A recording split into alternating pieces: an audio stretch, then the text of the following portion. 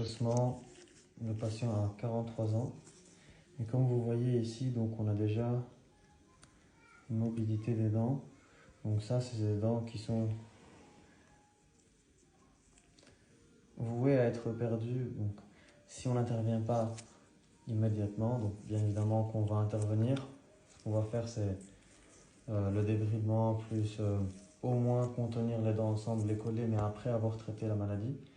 Mais le message est surtout pour les patients qui peuvent avoir des saignements vers la vingtaine, trentaine, ou même pas de saignements, mais qui voient un petit peu une récession, ou même qui ne voient aucun symptôme, mais qui devraient consulter au moins pour faire un bilan paro, pour qu'au moins on sache est-ce que c'est une maladie qui est là, et si elle est là, à quel stade elle est, et si on traite ou pas, parce que on peut également faire de la prévention, et c'est ça que j'invite les gens à faire, c'est de consulter à temps pour que ça soit que de la prévention et que ça ne coûte pas d'argent et que ce soit uniquement à but préventif, donc à but d'informer les patients, ok vous avez la maladie mais il faut juste nettoyer comme ça, de cette manière, et on leur montre la manière, et après ils rentrent et ils n'ont rien à faire d'autre que juste d'entretenir et puis de consulter pour que tout soit en bonne santé.